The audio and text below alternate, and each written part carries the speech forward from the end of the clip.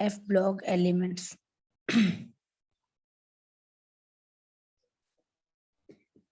D and F block elements. ठीक है, तो लास्ट टॉपिक पढ़ा था हम लोगों ने एक क्लास में पढ़ा चुकी थी बाइंडिंग एनर्जी, और बाकी क्लास में नहीं पढ़ाया था। ठीक है, तो आज मैं वो दोबारा से पढ़ा, छोटा टॉपिक है, इतना बड़ा टॉपिक नहीं है, दोबारा से हम पढ़ लेते हैं ताकि जो जिस क्लास में नहीं पढ़ा वो साथ शामिल हो जाए। आज हमने पढ़ना है बाइंडिंग एनर्जी क्या होती है। बाइंडिंग एनर्जी, अच्छा अगर इसकी एग्जैक्ट डेफिनेशन पढ़ी जाए तो ये कहते हैं कि एक सिस्टम के energy required to separate particles of system. Particles of system. अच्छा अब हम पढ़ रहे हैं इस सिस्टम में, यानी सिस्टम यहाँ में हमारा क्या होगा, एटम जो है हमारा सिस्टम होगा यहाँ पे। ठीक है, और हमने एटम्स के पार्टिकल को अलग करना है, यानी सिंपल सी बात है कि हमने इलेक्ट्रॉन और जो न्यूट्रॉन है, इलेक्ट्रॉन और प्रोटॉन, उनकी हमने फोर्सेस को तोड़ना है। जिस तरह बॉन्ड एनर्जी कहते हैं यहाँ सेम बाइंडिंग एनर्जी। ठीक है, तो ये टर्म यहाँ डिफरेंट इस्तेमाल होती है, क्योंकि बॉन्ड एनर्जी में हम कहते हैं आउटर मोस्ट शेल के इलेक्ट्रॉन इन्वॉल्व होते हैं, जबकि यहाँ पे डी वाले इलेक्ट्रॉन भी इन्वॉल्व होंगे। अच्छा, इससे पहले मैं आपको पढ़ाने से पहले जो हमने पिछला किया था, चले जो हमने पिछला किया था कॉन्फ़िगरेशन की थी, वो मैं लिख लेती हूँ ताकि आपको थोड़ी सी आसानी हो। स्कैंडियम लिखी थी हम लोगों ने, क्या लिखी थी स्कैंडियम की, 3D1 और 4s2। ठीक है, और उसकी यहाँ मैं बना लेती हूँ स्कैंडियम की, डी में 5, डी में उसके 5, 1 2 3 ये, और 4s2, एस में 2 इलेक्ट्रॉन आ गए, डी में 1 है जो हम किसी एक शेल में डाल देते हैं। ठीक है, स्कैंडियम के बाद क्या आता है, टाइटेनियम। एटॉमिक नंबर हमारे पास कितना है, 22।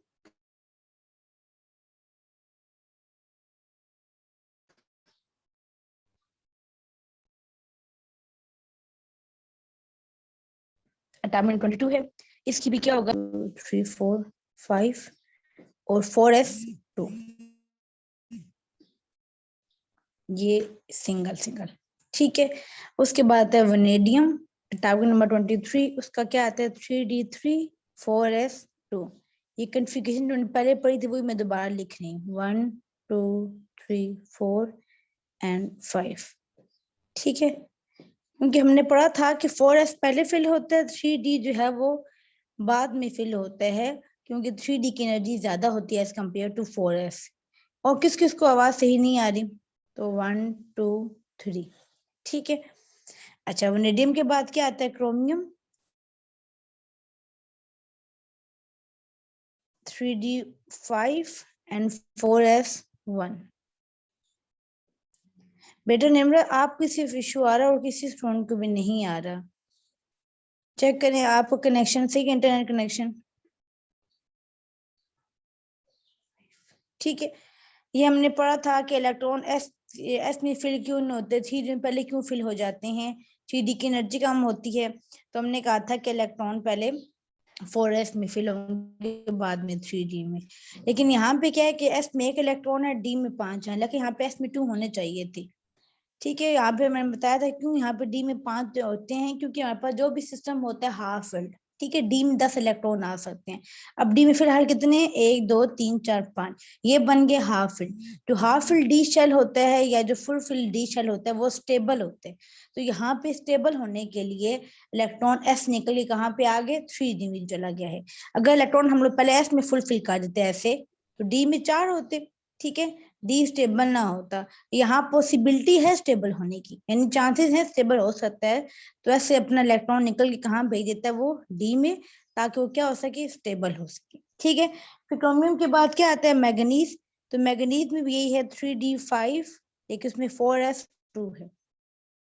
बस काफी यहाँ तक कॉन्फ़िगरेशन, ये मैं समझाने के लिखी हूँ कि हम आगे इसको यूज करेंगे, 4 5 एंड s फिल्ड।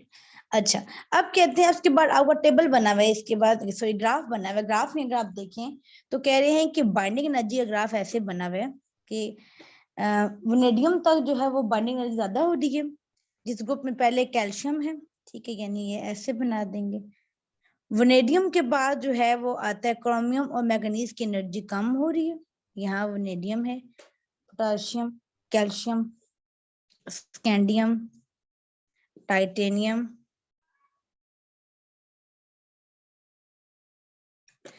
क्या समझ नहीं आ रही है बहादुर रहमान बेटा जी? आप लोग आपने लास्ट क्लास ली नहीं थी तो सब क्या समझ आपको आएगी?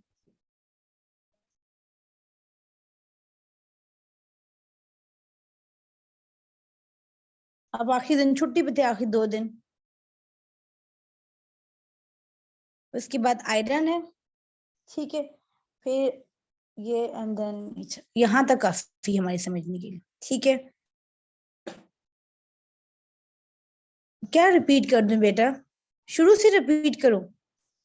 ये पॉसिबल नहीं है। क्या हो गया? 3 दिन के लेक्चर कैसे रिपीट कर सकती हूँ मैं? क्लास में अपनी छुट्टी की थी, मैं सारे रिपीट तो नहीं कर सकती बेटा। शुरू में तो आने से प्रॉपर्टीज पढ़ी थी, फिर उसके बाद यहाँ आए थे।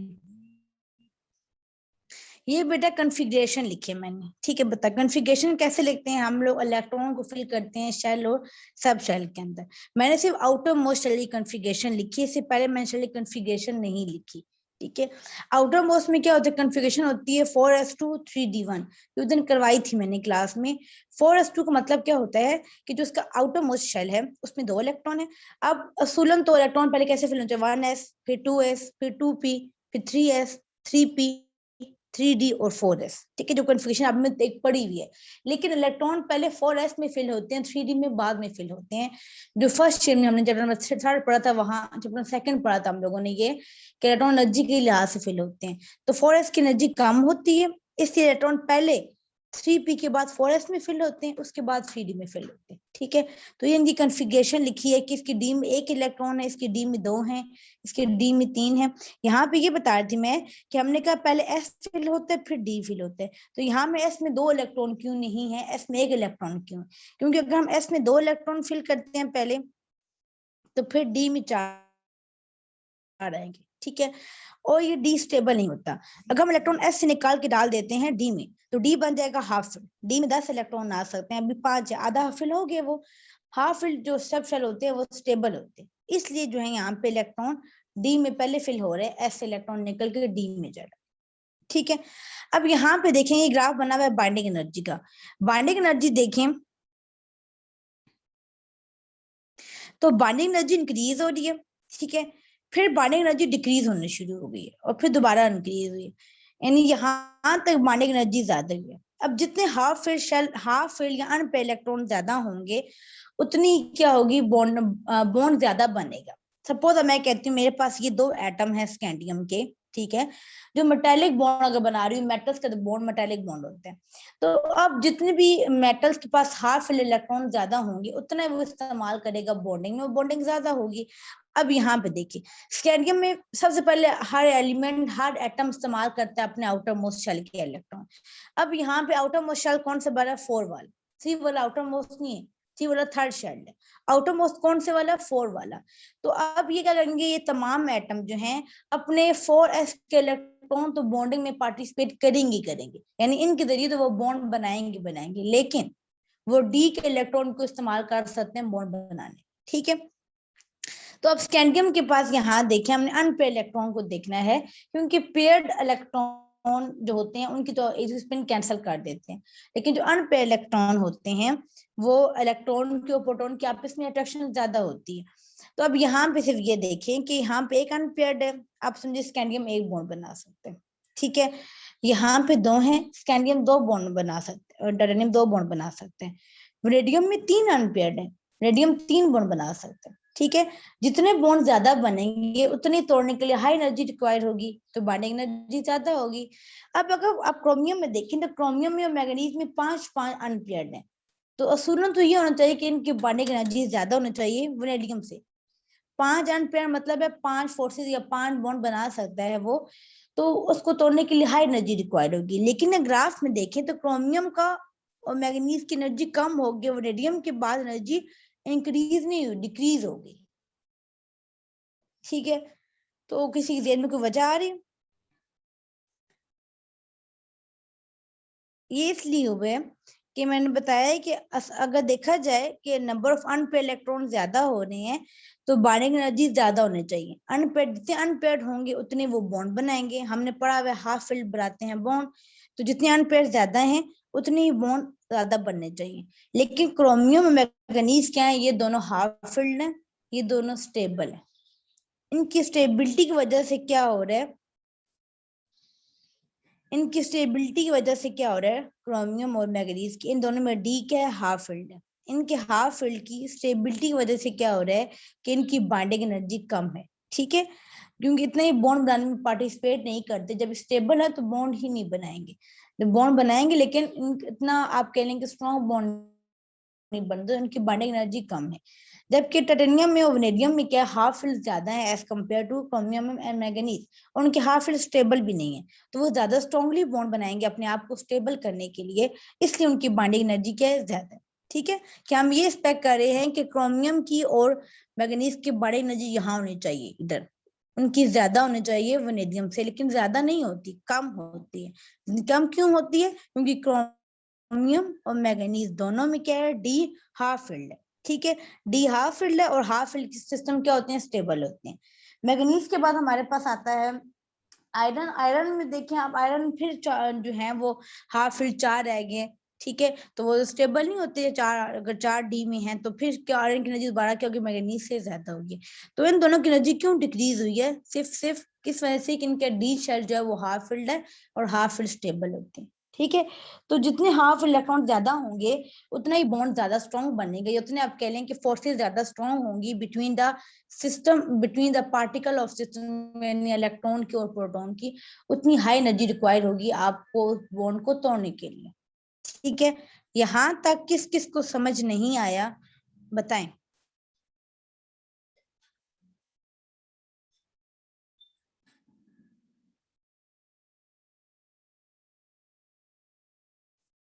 जी जी, किसी ने सवाल करना है बताएं, मैं माइक ऑन करती हूँ, जल्दी शाबाश।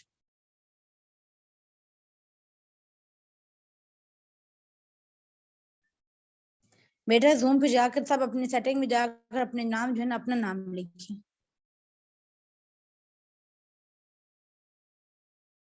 किसी का क्वेश्चन समझ आया नहीं आया बताएं।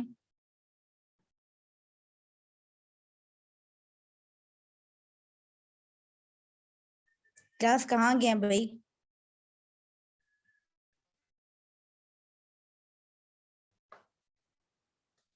ठीक है, तो क्या हो गया, वनेडियम तक अनपेयर इलेक्ट्रॉन ज्यादा हुई है। वनेडियम के बाद क्रोमियम और मैग्नीज में अनपेयर इलेक्ट्रॉन ज्यादा है, अनपेयर 5 अनपेयर है, लेकिन वो सिस्टम क्या है, स्टेबल। ठीक है, फिर मैग्नीज के बाद आयरन है, तो आयरन में 4 अनपेयर है। तो आयरन क्या मतलब, आयरन और वनेडियम ने कोई एक्स्ट्रा बिहेवियर कोई या कोई बिहेवियर शो नहीं किया, डिफरेंट बिहेवियर, बल्कि क्रोमियम और मैग्नीज ने डी इलेक्ट्रॉन हाफ फील्ड होने की वजह से एक डिफरेंट बिहेवियर शो किया कि उनके स्टेबल हो गया, वो बॉन्डिंग में कम पार्टिसिपेट करें। ठीक है, अब आगे देखें, अगर अपना ग्राफ बुक में देखें, तो अगर आप बुक में देखेंगे, ये देखें तो इसके बाद अब आयरन है, आयरन के बाद कोबाल्ट है, फिर निकल है। अब निकल के बाद देखें दोबारा से कम होना शुरू हो गई। क्यों कम होना शुरू हो गई है, क्योंकि आप कॉन्फ़िगरेशन देखें तो निकल में 2 हाफ फील्ड है, जबकि कॉपर जिंक में दोबारा से हाफ फील्ड कम हो गए। तो जितने अनपेयर इलेक्ट्रॉन ज्यादा होंगे उतनी ही बाइंडिंग एनर्जी ज्यादा हो। ठीक है, उतना ही वो स्ट्रांगली बॉन्ड बनाएंगे अपने आप भी उस बॉन्ड को तोड़ने के लिए। ठीक है, यहाँ तक समझ आ गई, कोई इशू? इसको रीडिंग कर लीजिएगा, बाइंडिंग एनर्जी को, कोई मुश्किल नहीं है, सिर्फ ये अनपेयर हाफ फील्ड वाली बात है। अच्छा, उसके बाद हमारे पास क्या है, ऑक्सीडेशन स्टेट। ठीक है, कॉन्फ़िगरेशन लिखी यही समझानी है आपको। ऑक्सीडेशन स्टेट्स क्या होती हैं, जैसे हमने इस चैप्टर के शुरू में ये बात मैंने बताई थी कि इन्हें हम ट्रांजिशन एलिमेंट्स क्यों कहते हैं, कि ये शो करते हैं वेरिएबल ऑक्सीडेशन स्टेट, कि बाकी हर ग्रुप की एक खास ऑक्सीडेशन स्टेट होती है।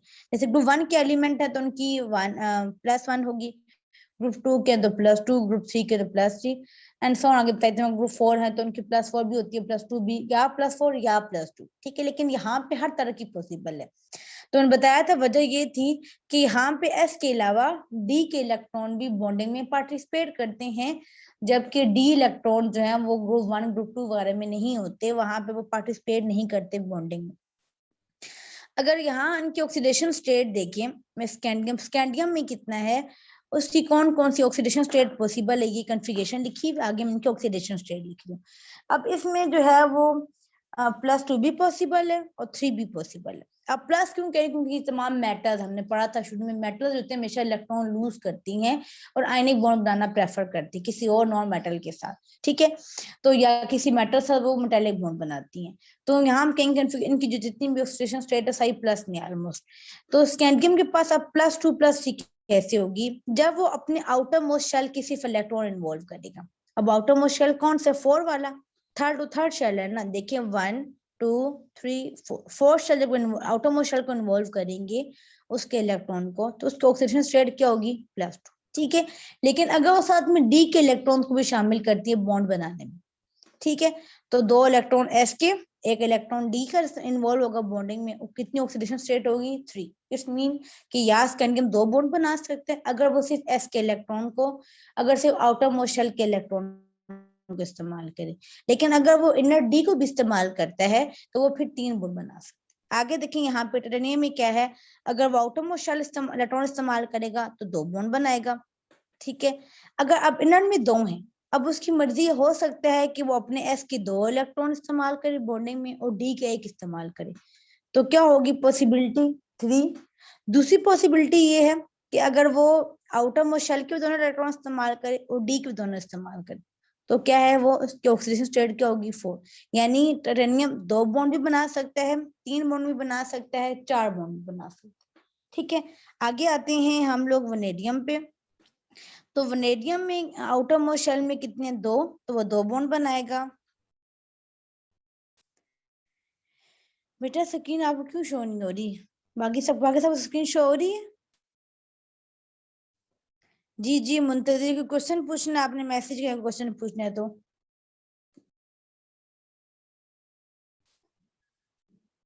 वनेडियम जो है वो 2 बॉन्ड बना सकता है अगर वो सिर्फ S के इलेक्ट्रॉन को आउटर मोस्ट शेल के इलेक्ट्रॉन को इस्तेमाल करे, ठीक है।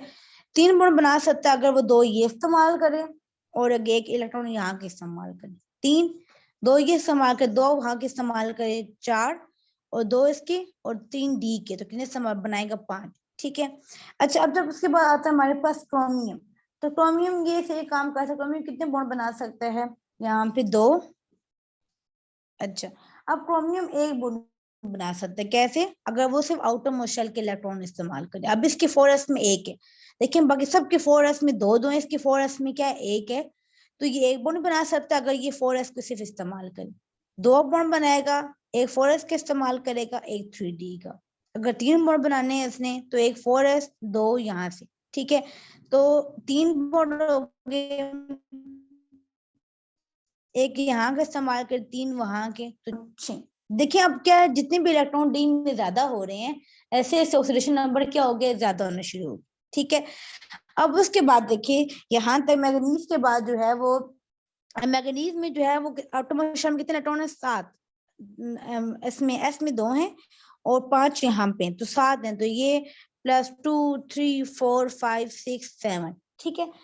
अब देखिए मैग्नीज के बाद ऑक्सीडेशन नंबर कम होना शुरू हो जाएंगे, बुक में देखिए क्यों, क्योंकि मैग्नीज के बाद जो इसके बाद हमारे पास आता है क्रोमियम आता है, सॉरी क्रोमियम नहीं आता हमारे पास, आयरन आता है। तो आयरन में इलेक्ट्रॉन पेयरिंग होना शुरू होगी। जो आयरन में कॉन्फ़िगरेशन है वो क्या है, 3d6 है और 4s2 है, ठीक है। अच्छा, ये अब ये क्या कर सकते हैं, ये जो है इलेक्ट्रॉन S के तो इलेक्ट्रॉन बॉन्डिंग में पार्टिसिपेट करते हैं, वो इलेक्ट्रॉन को आगे एक्साइट करवा देते हैं, लेकिन D में अगर 6 हैं तो इसका मतलब क्या है कि 1 2 3 4 5 और 6। अब डी में जो हो गया वो जो पेयर्ड हो गया वो बॉन्डिंग में पार्टिसिपेट नहीं कर सकते, ठीक है। जो अनपेयर्ड है वो बॉन्डिंग में पार्टिसिपेट कर रहे हैं। अब एस वाले आप कहेंगे ये तो पेयर्ड है, ये बॉन्डिंग में कैसे पार्टिसिपेट कर रहे हैं, क्योंकि एस वाले इलेक्ट्रॉन वो आगे 4p में भेज देते हैं, तो वहां पे भेज के वो उसको इन्वॉल्व कर लेते हैं बॉन्डिंग में, लेकिन वो 3d के इलेक्ट्रॉन को आगे नहीं भेज सकता, 3d के बाद 3f नहीं होता, तो इसलिए वो क्या, जो इलेक्ट्रॉन पेयर्ड हो गया 3d में वो बॉन्डिंग में पार्टिसिपेट नहीं कर सकते। यानी अब आयन कितने बॉन्ड बना सकता है, या 2, ठीक है, या 3, या 4, या 5, बस। अब गिन ले, अगर इसको इस्तेमाल कर इसे 2 बॉन्ड बनाएगा, 2 इलेक्ट्रॉन एस के, 1 इलेक्ट्रॉन पी का, डी का, तो 3, 2 इलेक्ट्रॉन एस के, 2 इलेक्ट्रॉन डी के, 4, 2 इलेक्ट्रॉन एस के, 2 डी के, 5, 3 डी के, 5, हाँ 6। अब इसके ऑक्सीडेशन नंबर कम होना शुरू हो गया, तो जब इलेक्ट्रॉन पेयर होना शुरू हो जाएंगे तो बॉन्ड बनाने की एबिलिटी कम होना शुरू हो जाएगी, ठीक है। तो क्या है यहाँ पे कि इतने ज्यादा वेरिएबल ऑक्सीडेशन स्टेट क्यों है, क्योंकि ये जो है अपने इनर डी शेल को भी बॉन्डिंग में पार्टिसिपेट करते हैं। अगर देखें ये डी शेल को बॉन्डिंग में पार्टिसिपेट ना कर सकते तो उनके आउटर मोस्ट शेल में सिर्फ 2 इलेक्ट्रॉन है, तो सब सिर्फ 2 बॉन्ड बना सकते, ठीक है। बेटा इससे तो नहीं ऐड कर सकती ना आप लोग, मतलब फर्स्ट टाइम क्लास ले रहे हैं, आधा घंटा हुआ क्लास ज्वाइन किए हुआ, शुरू किया, अब आप कह रहे कि मुझे ऐड करें ग्रुप में। अगर किसी ने दूसरी की जाके की ना कि मैं फलां को ऐड कर दी, तो उसको ग्रुप से यहाँ से निकाल देना। जब 5 मिनट का मतलब है 5 मिनट।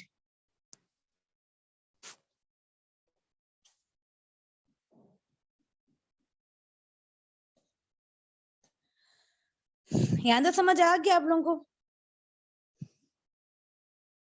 किसी कोई मसला है, कुछ समझ नहीं आया तो पूछें जल्दी कर शाबाश बेटा।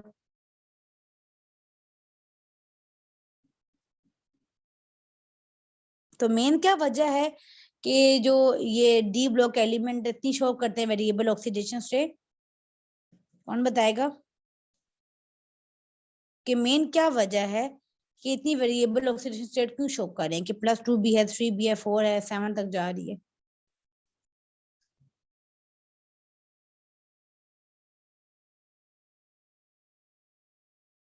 हाँ जी,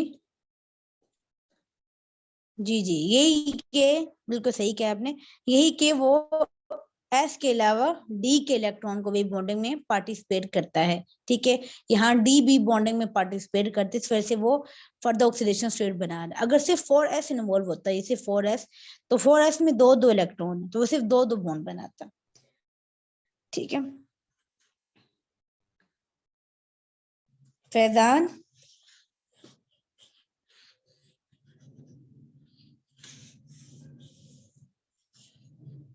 समझ आ रही है?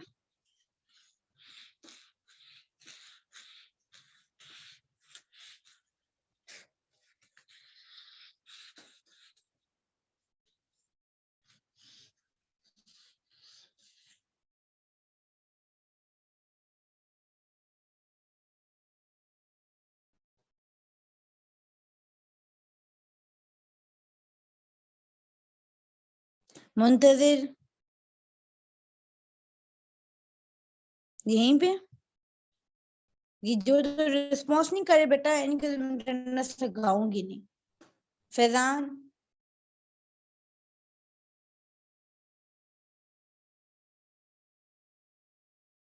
इबादुर रहमान,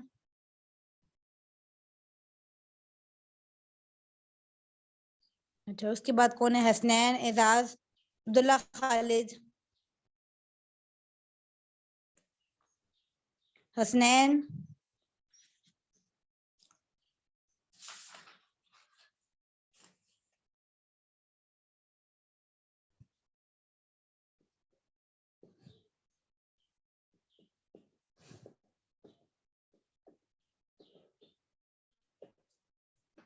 एजाज,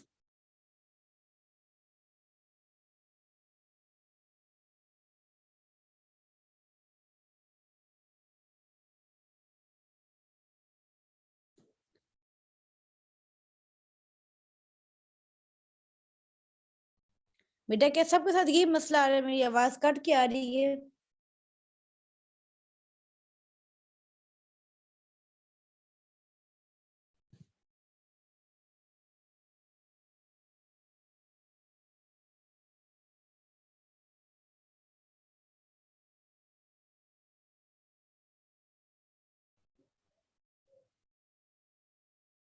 चलिए आज थोड़ा सा मैनेज करें, मैं वीडियो अपलोड कर दूंगी।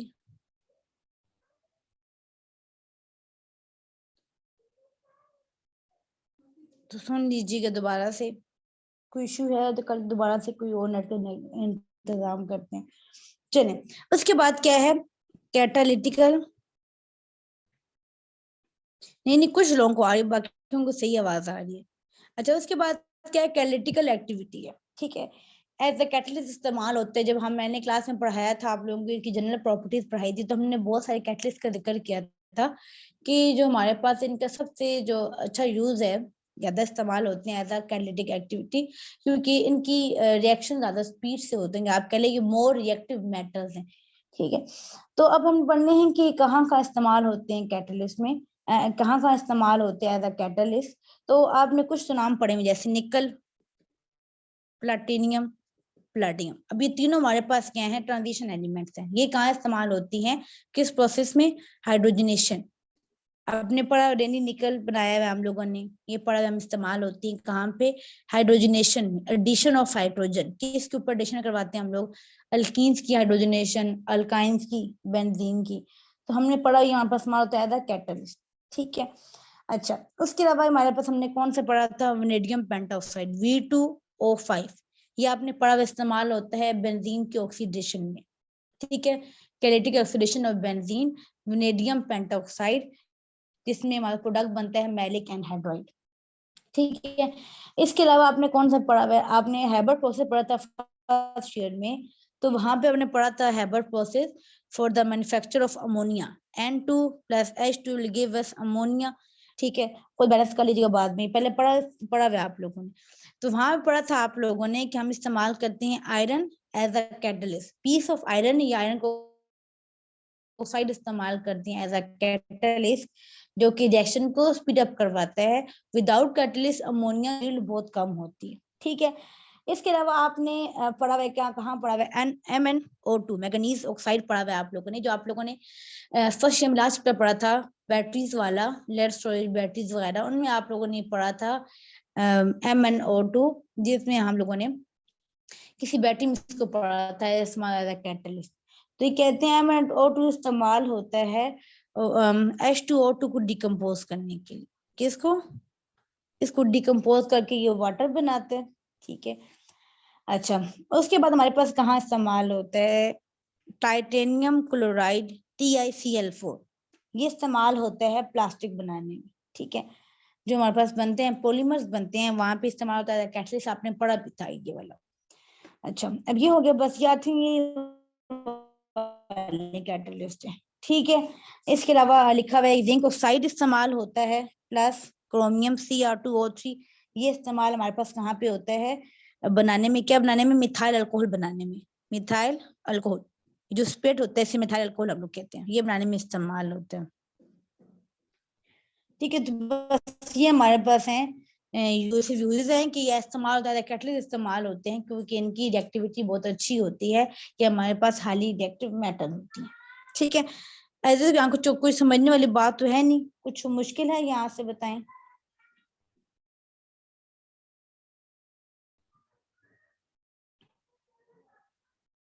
बेटा मिथाइल अल्कोहल जो है वो फर्स्ट अल्कोहल CH3OH, इस मिथाइल अल्कोहल को हम वुड स्पिरिट भी कहते हैं, जो इस्तेमाल होता है स्पिरिट फर्नीचर की पॉलिश में, एक्चुअली वो मिथाइल अल्कोहल होते हैं, ठीक है। तो मिथाइल अल्कोहल बनाने में इस्तेमाल होता है हमारे पास zinc oxide plus chromium oxide.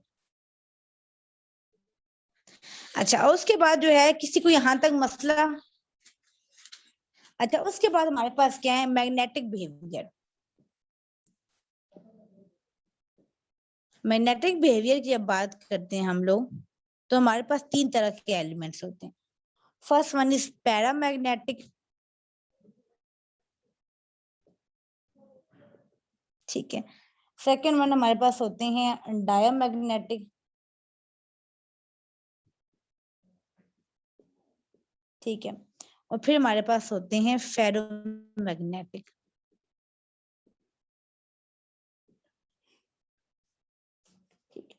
अच्छा अब इसमें ये करना है, हम इसमें देखना है हम लोगों ने कि जो हमारे पास होते हैं पैरामैग्नेटिक, ये वाले, ठीक है, इनको मैग्नेटिक बिहेवियर मतलब है इनको मैग्नेटिक फील्ड में रखेंगे, हम देखेंगे कि क्या इफेक्ट होते हैं। तो ट्रांजिशन एलिमेंट जो हम पढ़ रहे हैं इनमें से कुछ ऐसी मेटल्स होती हैं जो कि मैग्नेटिक फील्ड की तरफ अट्रैक्ट होती हैं, वो होती है हमारे पास पैरामैग्नेटिक एलिमेंट्स या पैरामैग्नेटिक मेटल्स कह, ठीक है, जो क्या होती हैं अट्रैक्ट होती हैं टूवर्ड्स मैग्नेटिक फील्ड, ठीक है। जो डायमैग्नेटिक होती हैं और जो हमारे पास फेरोमैग्नेटिक है, ये ऐसे एलिमेंट हैं जो कि खुद जो है ना कोई मैग्नेटिक बिहेवियर शो करते हैं, लेकिन जब हम इन्हें इनमें से पास करते हैं इलेक्ट्रिसिटी तो हम इन्हें मैग्नेटिक बना सकते हैं, ठीक है। मतलब ये है कि जो मैंने बताया आपको पैरामैग्नेटिक या डायमैग्नेटिक सब्सटेंस, ये हमने उसको बनाया नहीं, उनकी नेचुरल प्रॉपर्टी है। जब हम मैग्नेटिक फील्ड में रखेंगे तो ये मैग्नेटिक फील्ड तरफ अट्रैक्ट होंगे और ये मैग्नेटिक फील्ड से रिपेल होंगे, ठीक है। लेकिन फेरोमैग्नेटिक क्या है कि वो मैग्नेटिक बिहेवियर शो ही नहीं करते, हम उन्हें मैग्नेटिक बना सकते हैं, हम उन्हें मैग्नेटाइज कर सकते हैं by passing electricity, that is called ferromagnetic substance, ठीक है। जो नेचुरली ना डायमैग्नेटिक है ना पैरामैग्नेटिक है, बल्कि उन्हें मैग्नेटिक बना सकते हैं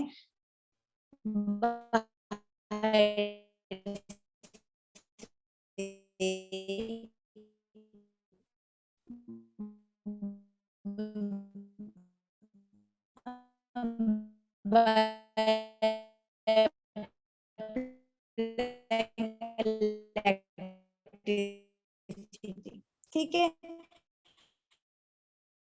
तो बस क्या फेरोमैग्नेटिक, जैसे हमारे पास आयरन है, कोबाल्ट है, निकल है, ये सारे हैं पैरा और डाई पे। पैरामैग्नेटिक क्या होता है, कौन से एलिमेंट होंगे जिनका और मतलब है जिनके पास अनपेयर इलेक्ट्रॉन है, ठीक है। दो तो एक पेयर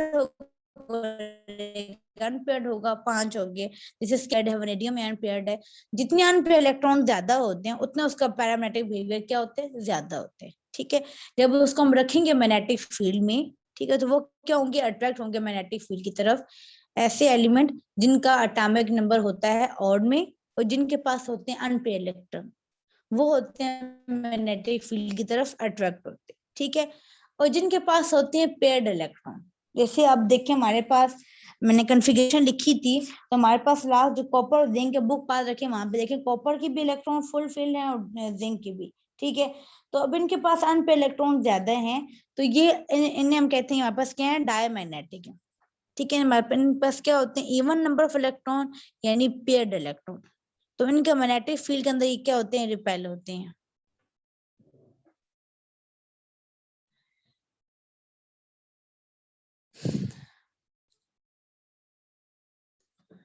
आवाज का क्या इश्यू आ रहा है, सबको इश्यू आ रहा है बेटा क्या? मेरा तो वही कनेक्शन है, अभी आवाज किसी को नहीं आ रही क्या?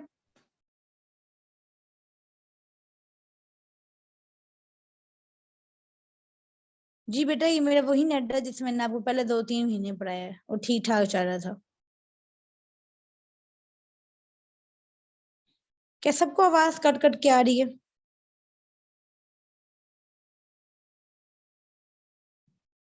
असल में सुनते वक्त ना आप लोगों की ध्यान वहां यहाँ वहां चला जाते।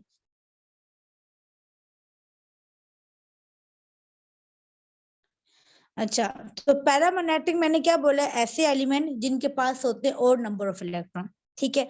और मीन मतलब पेयर्ड नहीं होंगे, जैसे देखो हमारे पास 3 किसी का एटॉमिक नंबर 3 है, किसी का ओड नंबर, जैसे हम स्कैंडियम की बात करते चले यहाँ से, स्कैंडियम के पास क्या 21 थे, ठीक है। तो हमने कहा उसके 10 पेयर हो गए, हमने कहा उसको डी में एक हाफ एंड है, ठीक है। तो जिनके पास और नंबर होंगे उनमें इलेक्ट्रॉन अनपेयर इलेक्ट्रॉन ज्यादा होते हैं, तो वो हमारे पास क्या होते हैं, वो अट्रैक्ट होते हैं मैग्नेटिक फील्ड के अंदर, वो क्या होते हैं, पैरामैग्नेटिक